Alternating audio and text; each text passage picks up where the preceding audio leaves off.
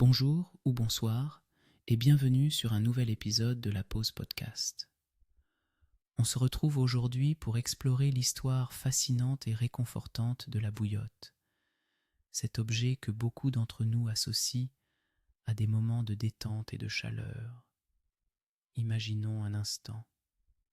Vous êtes blotti sous une couverture douce, la lumière tamisée crée une atmosphère apaisante, et là, à vos côtés, se trouve votre bouillotte bien-aimée. Mais comment cet objet si simple a-t-il trouvé sa place dans nos vies? Remontons le temps jusqu'à l'Antiquité.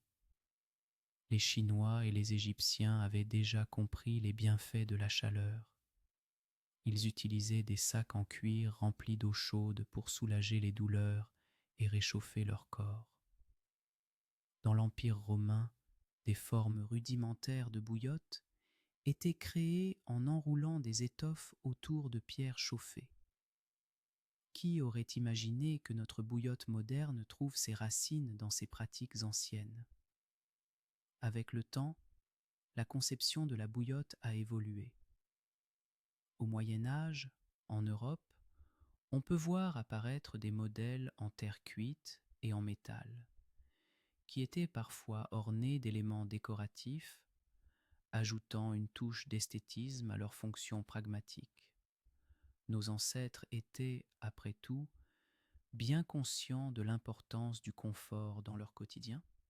Au XIXe siècle, l'essor de la production de masse a permis de rendre la bouillotte accessible à un plus grand nombre de personnes. Fabriquées en caoutchouc, ces bouillottes sont devenues si populaires qu'elles ont même traversé les océans pour atteindre les foyers à travers le monde. Quelle belle histoire d'amour entre l'humain et cet objet utilitaire. D'ailleurs, au fil des années, la bouillotte a su se réinventer. Aujourd'hui, nous retrouvons non seulement des modèles traditionnels, mais aussi des versions modernes, en tissu, en gel, et même des bouillottes électriques. Chaque type apporte ses propres bienfaits, mais tous sont unis par une même intention, celle de procurer chaleur et réconfort. Alors que vous l'utilisiez pour apaiser des douleurs, vous réchauffer lors d'une froide nuit d'hiver, ou simplement pour créer un cocon de douceur autour de vous, la bouillotte continue d'être un symbole de bienveillance envers soi-même. Elle nous rappelle également l'importance de prendre soin de notre corps et de notre esprit. En conclusion, la bouillotte est bien plus qu'un simple objet. C'est un compagnon de vie, une mémoire de tradition ancienne et une promesse de réconfort.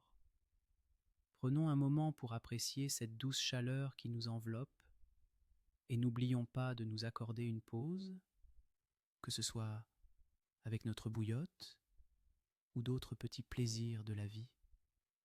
Merci de nous avoir écoutés aujourd'hui dans cet épisode dédié à la bouillotte. N'hésitez pas à partager vos expériences ou à nous suggérer des sujets que vous aimeriez entendre. Prenez soin de vous et à bientôt sur la Pause Podcast.